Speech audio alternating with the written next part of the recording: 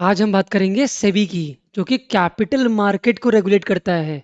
और इसके भी ना तीन फंक्शन हैं: रेगुलेटरी, प्रोटेक्टिव और इसका डेवलपमेंटल फंक्शन भी है। तो ये तीनों के तीनों फंक्शन ये कैसे परफॉर्म करता है, इसके बोर्ड का कॉम्पोजिशन क्या होता है, इसका स्टैब्लिशमेंट कब हुआ था, इसके कोर फंक्शन क्या हैं, ये सारी की सारी बातें आज हम कर लेंगे। तो securities exchange board of India capital market को रेगुलेट करेगा। और कैपिटल मार्केट क्या जगह होती है?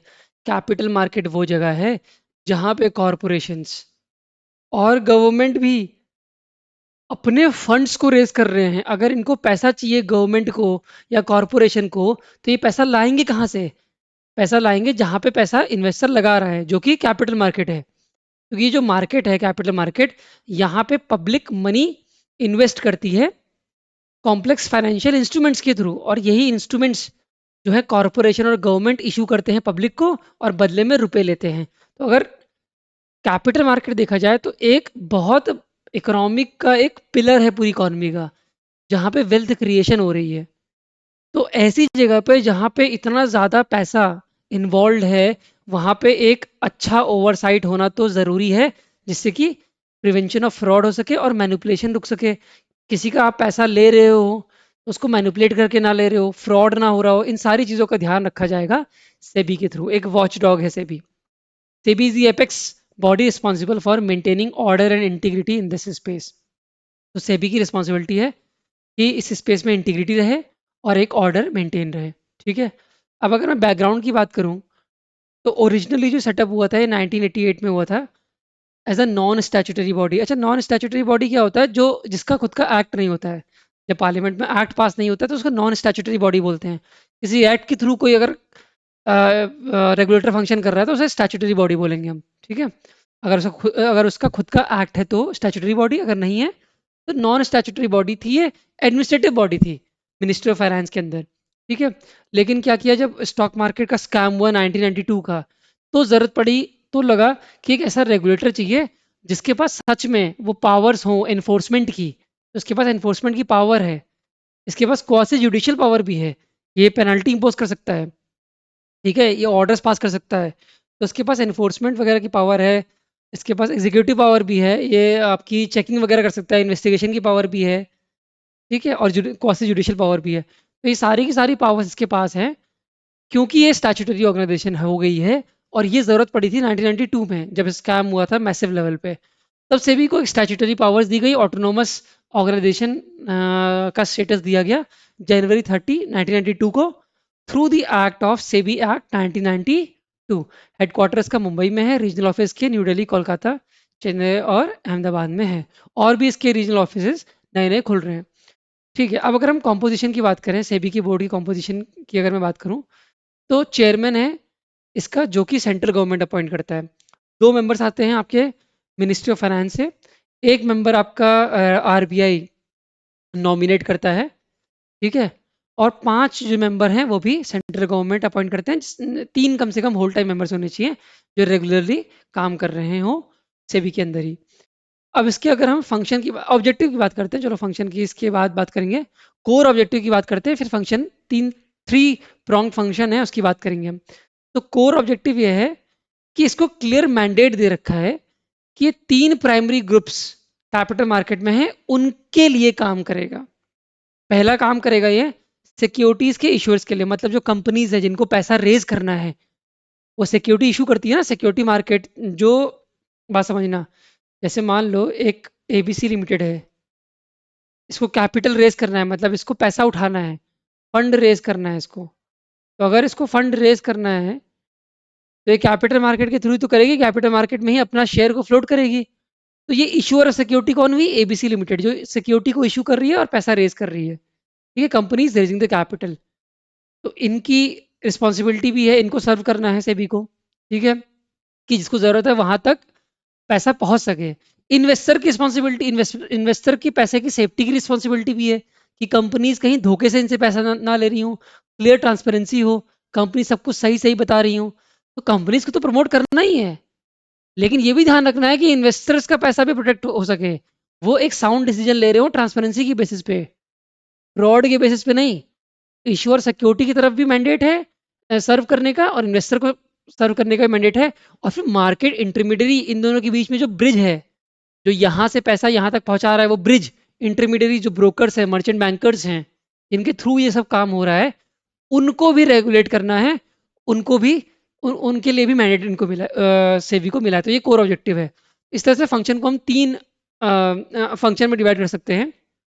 पहला है रेगुलेटरी फंक्शन, दूसरा है प्रोटेक्टिव और तीसरा है डेवलपमेंटल। इसको डिटेल में देखते हैं। रेगुलेटरी फंक्शन की अगर मैं बात करूं, तो रेगुलेटरी फंक्शन डिसाइड करता है कि जो मार्केट पार्टिसिपेंट्स हैं, अब मार्केट पार्टिसिपेंट में क्या क्या आ गया। जैसे इन मार्केट पार्टिसिपेंट में वो सारे आ गए जो स्टॉक ब्रोकर्स थे, मर्चेंट बैंकर्स वगैरह थे, सब कुछ थे ना। तो ये रेगुलेटरी फंक्शन में इनको रेगुलेट करेगा, मार्केट इंटरमीडिएरीज को रेगुलेट करता है। ये रूल्स ऑफ द गेम को डिसाइड करेगा सेबी ही, कि भाई आपको रजिस्ट्रेशन कैसे करना है, कौन कौन सी एलिजिबिलिटी क्राइटेरिया फुलफिल होनी चाहिए। जैसे स्टॉक ब्रोकर्स के लिए, सब ब्रोकर्स के लिए, शेयर ट्रांसफर एजेंट्स के लिए, मर्चेंट बैंकर सिखाया था मैंने। अंडर राइटर्स भी लगभग लगभग मर्चेंट बैंकर जैसा काम करते हैं। बस एक छोटा सा डिफरेंस है कि merchant bankers end to end solution provide कर रहे हैं। क्या कर रहे हैं merchant bankers? End to end solution provide कर रहे हैं कंपनी को।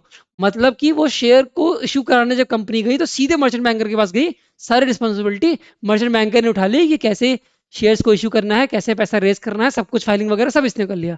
मर्चेंट बैंकर का थोड़ा नैरो रोल होता है। मर्चेंट बैंकर बोल रहा हूँ, सॉरी, अंडर राइटर्स का नैरो रोल इस प्रकार से होता है कि अगर जैसे ये क्या करता है, रिस्क को मिटिगेट, रिस्क को थोड़ा अपना ले लेता है अपने पास। कंपनी से कहता है अगर आपके कुछ एक्स्ट्रा शेयर नहीं बिके तो वो हम ले लेंगे। ये गारंटर की तरह काम करता है अंडरराइटर।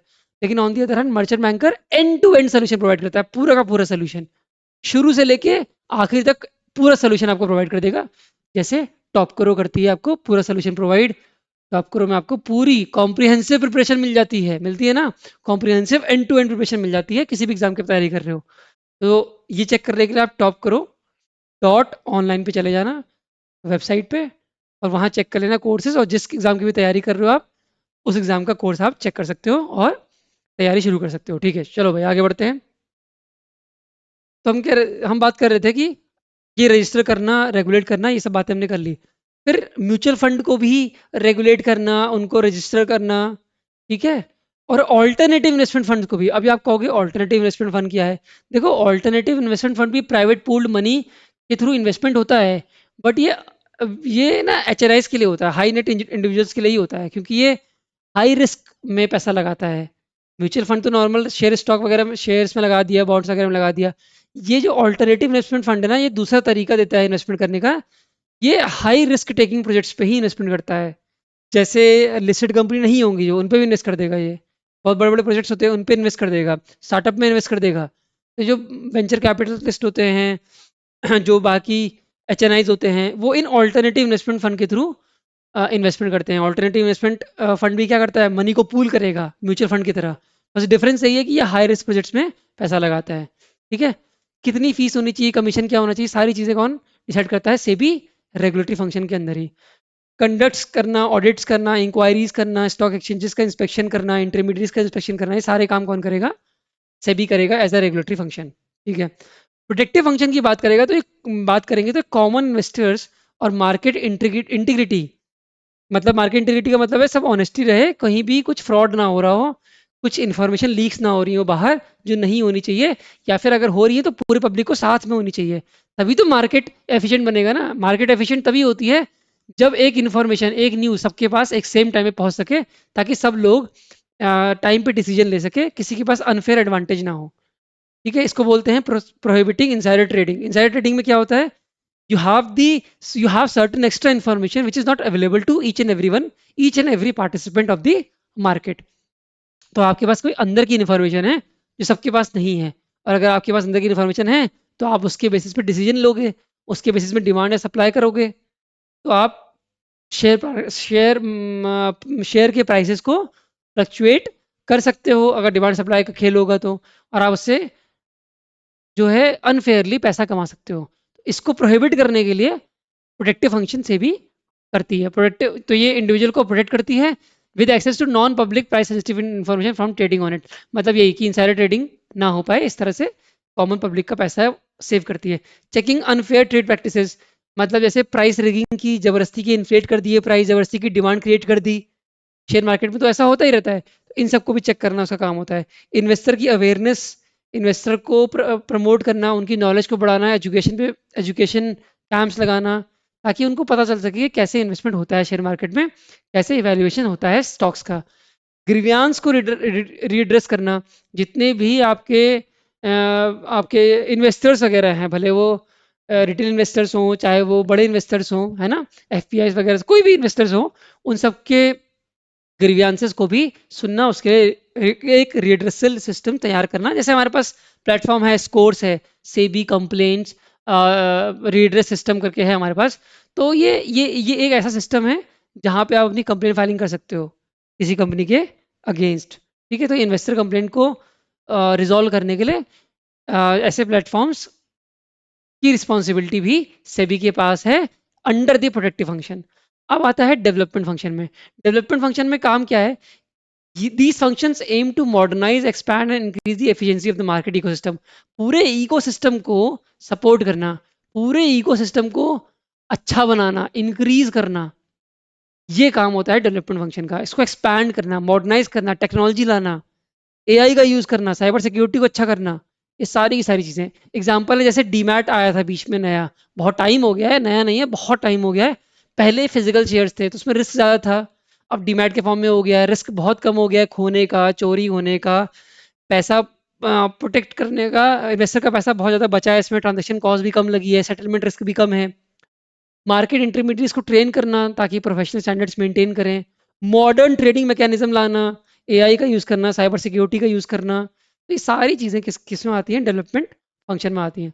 अब अगर मैं बात करूँ रेगुलेशन के स्कोप की, तो सेबी का जुरिसडिक्शन बहुत बड़ा है, पूरे फाइनेंशियल इंस्ट्रूमेंट और कॉर्पोरेट स्ट्रक्चर्स को ये इम्पैक्ट करता है। कैसे करता है? देखो, मार्केट सेगमेंट में इक्विटी मार्केट है, तो जो इक्विटी मार्केट में की रेगुलेटरी फोकस है सेबी का, वो आईपीओ में होता है कि आईपीओ में प्रॉपर प्रोस्पेक्टस फाइलिंग हो रही है। प्रोस्पेक्टस मतलब जो डॉक्यूमेंट होता है जिसके थ्रू आप एडवर्टाइज करते हो अपना नया, जब इशू करते हो कोई भी अपना शेयर आप इशू कर रहे हो, मतलब कोई कंपनी है, अगर वो पैसा उठा रही है, अगर वो पैसा उठा रही है किसी बिजनेस से, पैसा उठा रही है अगर, ठीक है, मतलब सॉरी, एक कंपनी है वो इन्वेस्टर से पैसा उठा रही है, बिजनेस बिजनेस भी कर सकते हैं, बट ठीक है, कंपनी अगर पैसा उठा रही है इन्वेस्टर से, इन्वेस्टर में कोई भी हो सकता है, तो पहली बार अगर वो पैसा रेज कर रही है तो वो आईपीओ आईपीओ बोलते हैं उसको, आईपीओ इश्यू करना। उसके लिए वो एक डॉक्यूमेंट रिलीज करती है अपने कंपनी के बारे में एडवर्टीजमेंट करने के लिए, उसको हम बोलते हैं प्रोस्पेक्टस। तो उन सब की गाइडलाइंस वगैरह, इनिशियल पब्लिक ऑफरिंग कैसे प्रोसेस करना है, सारी चीज़ें संभालता है सेबी ही। लिस्टिंग की रिक्वायरमेंट्स क्या हैं, सेकेंडरी मार्केट ट्रेडिंग क्या होगी, सेकेंडरी मार्केट मतलब एक बार जब सिक्योरिटी इशू हो गई तो इन्वेस्टर आपस में भी सेलिंग और परचेजिंग करते रहते हैं ना, तो उसकी सारी सारी का सारा काम भी जो है सेबी करता है, सारे के सारे रेगुलेशन भी। डेट मार्केट में अगर देखा जाए, कॉर्पोरेट बॉन्ड्स फोकस रहता है, कमर्शियल पेपर्स, डिबेंचर्स जैसे फोकस रहते हैं। डेरिवेटिव्स में फ्यूचर एंड ऑप्शन और इक्विटीज को ट्रैक करना, इंडिसेस को, करेंसी को ट्रैक करना। इसी तरह कमोडिटी मार्केट को भी रेगुलेट करता है सेबी। की रेगुलेटरी फोकस क्या रहता है कि कमोडिटी की जो डेरिवेटिव मार्केट है, अच्छा पहले नहीं था ये, पहले कमोडिटी की जो डेरिवेटिव्स मार्केट थी ना, ये किसी और के पास थी, बाद में लेकिन इसको सेबी को दे दिया गया। सेबी अच्छा काम करे तो सेबी को दे दिया। इसी तरह हाइब्रिड स्ट्रक्चर है, जैसे रीट्स हैं और इनविट्स हैं, आपके रियल एस्टेट इन्वेस्टमेंट ट्रस्ट हो गए और आपके इंफ्रास्ट्रक्चर इन्वेस्टमेंट ट्रस्ट हो गए, इन सबको भी रेगुलेट अपना सेबी ही करता है। ठीक है, चलो अब बात करते हैं एडाई की। नेक्स्ट रेगुलेटर जो है insurance regulatory and development authority of India. अब देखो, अब अच्छा, ऐसा आगे बढ़ने से पहले मैं एक और चीज़ बता दूं कि अगर आप हमारे चैनल पे नए हैं तो यूट्यूब को भी सब्सक्राइब कर लेना, क्योंकि जितनी भी पढ़ाई होने वाली है, जितनी तो नहीं कहूँगा, मतलब बहुत सारी पढ़ाई है यूट्यूब पे होती है, वो हम कराएंगे और आपके एग्ज़ाम की अच्छे से प्रिपरेशन कराएंगे। ठीक है, चलो अगर मैं ईडाई की बात करूं तो इंश्योरेंस सेक्टर को मैनेज करने की रिस्पॉन्सिबिलिटी ईडाई के पास है। तो इंश्योरेंस सेक्टर में क्या होता है ना, पर्सनल रिस्क और कॉर्पोरेट रिस्क को मैनेज किया जाता है। जैसे मान लो मैंने अपने होम इंश्योरेंस कर लिया या कार इंश्योरेंस कर लिया, फ़ोन इंश्योरेंस कर लिया, तो रिस्क को मैनेज कर रहा हूँ मैं, अपना पोटेंशियल लॉस जो फ्यूचर में हो सकता है उसको कम करने की कोशिश कर रहा हूँ, उसको मैनेज करने की बेसिकली कोशिश कर रहा हूँ। लाइफ इंश्योरेंस भी होता है। तो ये सारे रिस्क को मैनेज करने का काम कौन करता है? इंश्योरेंस सेक्टर करता है, क्योंकि कंज्यूमर्स बहुत सारे प्रीमियम पे करता है फाइनेंशियल प्रोटेक्शन के लिए, तो भाई रेगुलेटर चाहिए इंडिपेंडेंट। आरबीआई और सेबी के अलावा एक इंडिपेंडेंट रेगुलेटर होना चाहिए जो इसी सेक्टर को रेगुलेट करे, इसलिए हमारे पास एडाई है। ठीक है, जिससे ये दिखता है, क्योंकि ये थोड़ा रिस्की काम है। इंश्योरेंस कंपनीज भाई खूब सारा इंश्योरेंस कर लें बिना रिस्क को कह सकते हैं, बिना रिस्क को जज किए या बिना रिस्क को इवेल्युएट किए या एनालिसिस किए, विदाउट प्रॉपर मॉडलिंग के कितना प्रीमियम लेना है, तो उनके खुद के एग्जिस्टेंस के लिए रिस्की हो जाएगा ना। जो इंश्योरेंस कंपनी है वो खुद एक रिस्क में आ जाएंगी, क्योंकि अगर सेटलमेंट, अगर बहुत सारे क्लेम आने लग गए उनके पास, तो उनको क्या होगा? फिर तो उनका पूरा बिजनेस ही बंद हो जाएगा। यहाँ तो इंश्योरेंस बिजनेस कैसे काम कर रहा है कि आपने 100 लोगों का इंश्योरेंस किया, 5 लोगों ने खाली क्लेम किया, तो बाकी के रुपए आपके बच गए थोड़ा बहुत। तो मान लो 5 लोगों का क्लेम सेटल करने के लिए आपको 50 लोगों ने जो प्रीमियम दिया था वो आपने पे कर दिया, 5 लोगों में, 5 लोगों को सेटलमेंट क्लेम सेटल करने में। लेकिन बाकी 50 का जो प्रीमियम है वो बच गया, और वही आपका प्रॉफिट और ऑपरेशन वगैरह में काम आ रहा है ना। तो इस तरह से इंश्योरेंस सेक्टर काम करता है। तो इसको रेगुलेटर चाहिए ताकि ढंग से रिस्क का एनालिसिस हो सके, मिटिगेशन हो सके, प्रॉपर एक प्रोसेस फॉलो कर सके ईडाई मतलब इंश्योरेंस कंपनीज। इसके लिए हमारे पास रेगुलेटर है। चलो बैकग्राउंड की बात करते हैं।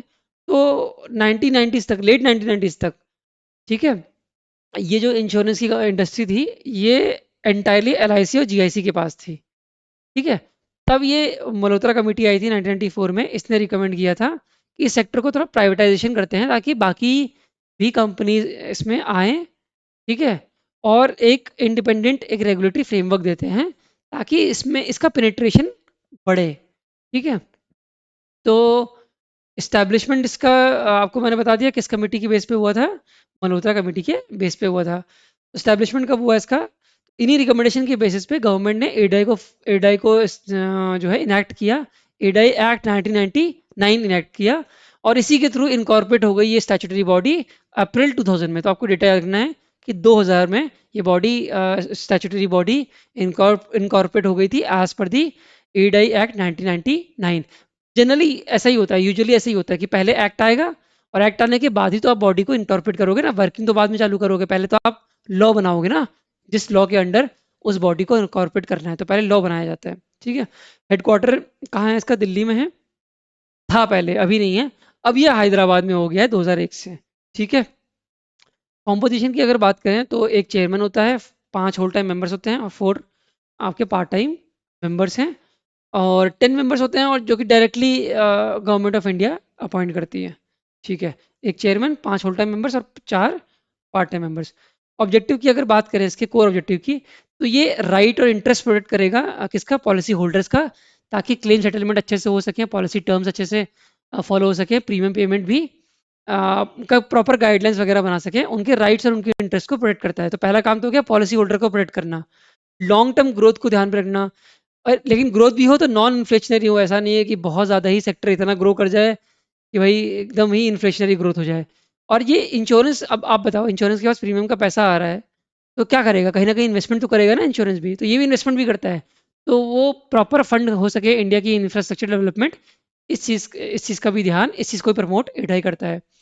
हाई स्टैंडर्ड्स मेंटेन करेगा फाइनेंशियल साउंडनेस की, प्रॉपर ट्रांसपेरेंसी हो, ठीक है, कोई फ्रॉड वगैरह ना हो, और इंश्योरेंस प्रोवाइडर्स में प्रॉपर ट्रेनिंग हो, कॉम्पिटेंस हो, काम कर सके, उनको आता हो काम करना, ऐसा भी ध्यान में रखा जाता है। एग्जाम्स वगैरह भी होते हैं प्रॉपर, जो भी आपके इंश्योरेंस एजेंट्स वगैरह होते हैं उनके भी एग्जाम्स वगैरह होते हैं। तो पूरा इकोसिस्टम तैयार कर रखा है जिससे कि प्रॉपर फंक्शनिंग हो। फाइनेंशियल क्राइम्स को प्रिवेंट करने की रिस्पॉन्सिबिलिटी भी, मतलब ऑब्जेक्टिव ये भी है एक एडाई का, क्योंकि कभी कभी लोग फेक क्लेम के लिए फेक क्लेम भी कर सकते हैं ना पैसा लेने के लिए। तो इन सब से फ्रॉड, इंश्योरेंस फ्रॉड्स बोलते हैं इनको। जेन्युइन कस्टमर में डिले ना हो, कंज्यूमर को डिले ना हो क्लेम के पे आउट के लिए, इन सारी बातों का ध्यान रखना ही कोर ऑब्जेक्टिव में आता है किसके? एडाई के। अब अगर मैं कोर फंक्शन की बात करूं, देखो ऑब्जेक्टिव है, इनका मेन पर्पस क्या है? इन पर्पस और इस ऑब्जेक्टिव को फुलफिल तो किया जाएगा काम के जरिए ना। तो ये काम क्या है? फंक्शन का मतलब होता है कि एडाई का काम क्या है। ये हमने ऑब्जेक्टिव पढ़ लिया, ऑब्जेक्टिव को फुलफिल कैसे किया जाएगा? काम के जरिए। फंक्शन क्या है? रजिस्ट्रेशन और लाइसेंसिंग। जो काम होता है वो ये है कि भाई इशू करना, रिन्यू करना, मॉडिफाई करना, कैंसिल करना रजिस्ट्रेशन सर्टिफिकेट, चाहे वो कॉर्पोरेट लाइसेंसिंग हो, चाहे वो इंडिविजुअल की एजेंट की ट्रेनिंग का काम हो, सब कुछ।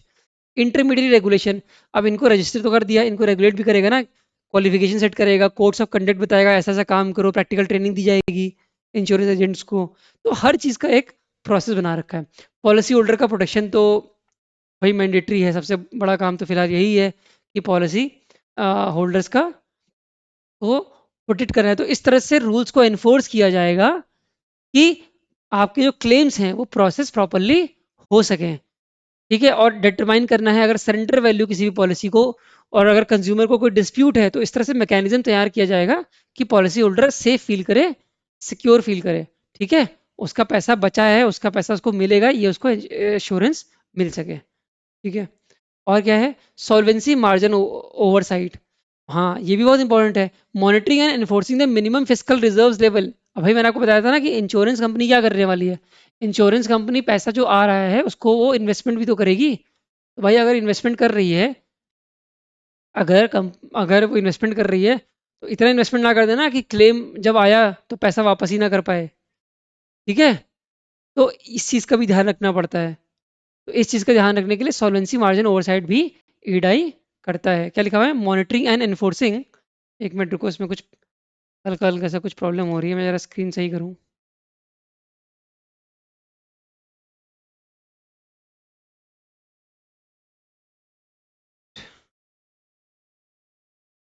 ठीक है, अब क्या, हाँ ठीक है, देखो, एक मिनट रुको।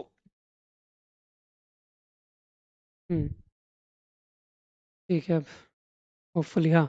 सॉल्वेंसी मार्जिन ओवरसाइट, तो हम क्या देख रहे थे, सॉल्वेंसी मार्जिन ओवरसाइट।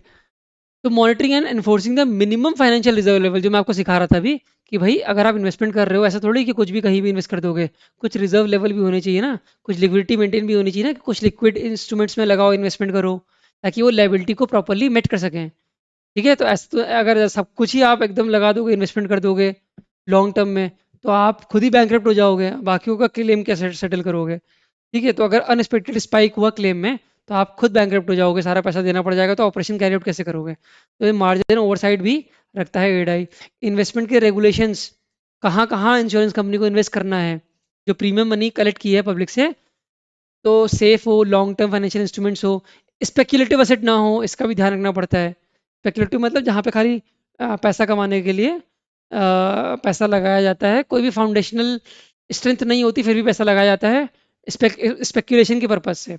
ठीक है, हिंदी में बोलते हैं सट्टे के पर्पज से, ऐसा इन्वेस्टमेंट ना हो। तो इस चीज़ को भी रेगुलेट करेगा, ये भी फंक्शन है एडाई का। Rural and social sector obligation, तो कुछ ऐसी भी ऑब्लिगेशंस हैं एडाई के पास जो मैंडेट करता है कि every insurance company must write a specified percentage of its business in the rural areas and economically weaker sections. मतलब इंश्योरेंस कंपनी कुछ कुछ परसेंटेज अपना बिजनेस का रूरल एरियाज में करें ना, वहां पे जिनको जरूरत है, अंडर प्रिविलेज पॉपुलेशन है, इकोनॉमिकली वीकर सेक्शन है, उनको इंश्योरेंस की ज्यादा जरूरत है। ठीक है, वहाँ एक एक एक अर्नर है, सोल अर्नर है, 5-10 की फैमिली है, वीकर वीकर सेक्शन है, तो वहां भी वो जाके बिजनेस करे, वहां भी पेनिट्रेट करे अपना काम, वहां भी अवेयरनेस फैलाए। ठीक है, तो इस तरह से ये सारे सारे फंक्शन है। अब अगर हम बात करें पीएफआरडीए की, मतलब pension fund regulatory development authority of India, इसका काम नॉर्मल जो सेबी का काम है और जो एडाई का काम है उससे अलग होकर एक स्पेसिफाइड काम इसका दे रखा है कि आप पेंशन को मैनेज करो। हुआ है ना, एक्सपेक्टेंसी, लाइफ एक्सपेक्टेंसी बढ़ गई है अब, और साथ ही में ट्रेडिशनल जॉइंट फैमिली का थोड़ा सा सपोर्ट सिस्टम थोड़ा सा खत्म होता जा रहा है। तो अब जनरली लोगों को ये होता है कि हम अगर ओल्ड एज में क्या करेंगे, हमारा पास पैसा कहाँ से आएगा, क्योंकि काम करने के लिए तो उतना ज़्यादा नहीं रहता है एवेन्यूज़ ओल्ड एज में। तो रिटायरमेंट की प्लानिंग एक नेशनल प्रायोरिटी बन चुकी है गवर्नमेंट के लिए भी। तो गवर्नमेंट ने एक pension fund regulatory development authority को फ्रेम किया, और ये आपका अभी बहुत टाइम नहीं हुआ है इसको बने हुए। ठीक है, पहले ये एग्जीक्यूटिव बॉडी थी, 2003 में ही थी, 2000 के बाद की बॉडी है ये, बाकी सारे देखी होंगी अपनी पुरानी बॉडीज हैं। तो जब ये शुरू हुआ कि जब ये शिफ्ट हुआ कि लाइफ एक्सपेक्टेंसी बढ़ रहा है और जॉइंट फैमिली सपोर्ट से सिस्टम थोड़ा हट रहा है, तो ये प्रायोरिटी बनी। और पीएफआरडीए को ये इंश्योर करना, पीएफआरडीए का काम यह है ये इंश्योर करना कि सिटीजन की रिटायरमेंट सेविंग का ध्यान रखे, इस तरह से सेफली उन्हें मैनेज करें कि वो ग्रो करती जाएं, और जब वो रिटायर हो जाए अपनी जॉब से तो उनको एक प्रॉपर पेंशन मिल सके। ठीक है, तो ये काम दिया गया है पीएफआरडीए को। तो इसकी स्टार्टिंग जो हुई थी वो एक एग्जीक्यूटिव बॉडी से इस्टेब्लिश किया था 2003 में। ठीक है, पेंशन सिस्टम के लिए। तो इसमें डिफाइंड कंट्रीब्यूशन का सिस्टम लाया गया था, तो कि इतना कंट्रीब्यूट आपका एम्प्लॉयर कर सकता है, एम्प्लॉय कर सकता है, और एक गवर्नमेंट एम्प्लॉय के लिए शुरू किया था। अब तो ये सबके लिए है। स्टैट्यूटरी स्टेटस जो दिया गया इसको, वो पीएफआरडीए एक्ट पास किया गया 2013 में। तो ये नई बॉडी है रिलेटिवली। ठीक है, तो 2013 में किया गया है और उसका हेडक्वार्टर न्यू दिल्ली में है। तो रिलेटिवली न्यू बॉडी है, बट इसका काम बढ़ रहा है धीरे धीरे, और आई होप कि बढ़ना भी चाहिए, क्योंकि जितनी भी सेफ, जितने भी जो ऐसे लोग हैं जिनका रिस्क एपेटाइट बहुत ज़्यादा नहीं है, वो लोग इस पेंशन की तरफ जाते भी हैं। ठीक है, चलो। कोर स्कीम क्या रेगुलेट करता है? दो कोर स्कीम है, देखो मैंने जैसे बताया, अटल पेंशन योजना और नेशनल पेंशन पेंशन सिस्टम, ये दो कोर स्कीम है जो रेगुलेट करता है, जो इंडिया की सोशल सिक्योरिटी का फ्रेमवर्क है, पूरा पिलर है ये। सोशल सिक्योरिटी इसी से हैंडल कर रही है करंटली इंडिया, इन दो मेजर स्कीम्स है। नेशनल पेंशन सिस्टम ये एक voluntary voluntary defined contribution retirement saving scheme है हर इंडियन सिटीजन के लिए, और मैंडेटरी है सेंट्रल गवर्नमेंट एम्प्लॉइज के लिए। अगर सेंट्रल गवर्नमेंट एम्प्लॉय है तो आपको एक प्रैन नंबर मिलता है। ठीक है, तो ये प्रैन नंबर होता है। जब मैं गवर्नमेंट जॉब में था तो मेरा भी ये चीज़ ओपन हुआ था, मेरे पास अभी भी प्रैन नंबर है। ठीक है, अटल पेंशन योजना ये गारंटीड मिनिमम पेंशन स्कीम है। इसको टारगेट बेसिकली करते हैं जो अनऑर्गेनाइज सेक्टर होता है, इनफॉर्मल सेक्टर है, उनके लिए इसको टारगेट किया गया है अटल पेंशन योजना को। में छोटा छोटा प्रीमियम अमाउंट होता है जो पे करोगे, और पेंशन आपको इतनी इतनी पेंशन मिलेगी जब 60 ईयर्स के हो जाओगे, इस तरह से है ये। ठीक है भाई, अब बात करते हैं रेगुलेटरी आर्किटेक्चर की। जैसे बैंक में होता है ना कि जहां आप जमा करते हो वहीं से पैसे निकाल भी लेते हो, हर चीज़ वहीं होती है। ऐसा एनपीएस आर्किटेक्चर में नहीं होता है। एनपीएस में क्या किया गया है, रिकॉर्ड कीपिंग को सेपरेट कर रखा है, फंड को मैनेज करने वाला दूसरा है, कैश फ्लो अलग तरीके से होता है, और पीएफआरडीए ही रेगुलेट करता है पूरे सारे एंटिटीज को। तो इसमें क्या होता है, पीओपी होता है, पॉइंट ऑफ प्रेजेंस। ये वो इंटरफेस है कह लो, जहाँ पे कस्टमर इंटरेक्ट करता है। जैसे बैंक्स और पोस्ट ऑफिस में यहाँ से आप ओपन करते हो अपना एनपीएस अकाउंट, डिपॉजिट करते हो पैसे को। लेकिन जो रिकॉर्ड कीपिंग का काम है, सेंट्रल रिकॉर्ड कीपिंग एजेंसी है, वो अलग होती है, के फिनटेक है। तो ये क्या करती है, सब्सक्राइबर का डेटा मेंटेन करके रखती है। ये प्रैन नंबर को इशू करेगा, अकाउंट बैलेंसेस को ट्रैक करेगा, आपको ऑनलाइन इन्फॉर्मेशन मिलती रहेगी। ठीक है, आपके फंड मैनेजर्स अलग होंगे, पेंशन फंड मैनेजर से फ्रॉड वगैरह को रोक सके, इसलिए सब कुछ अलग कर रखा है। जिसका पैसा है वही मैनेज नहीं कर रहा है, इसका अलग है।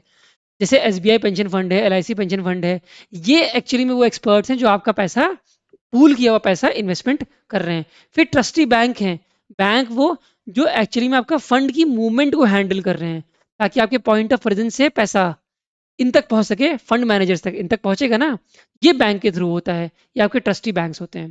ठीक है, अब बात है specialised regulators and supporting institutions की, जैसे आपका आईएफएससी हो गए और भी है, इनकी बात हम नेक्स्ट पार्ट में करेंगे। अब आज के लिए इतना ही। चैनल को सब्सक्राइब करना मत भूलना, और टॉप करो .online पे जाके कोर्सेज चेक कर लेना, अगर आपको कॉम्प्रिहेंसिव और स्ट्रक्चर प्रिपरेशन चाहिए। अब मिलेंगे नेक्स्ट लेक्चर में, तब तक tata bye bye, thank you everyone.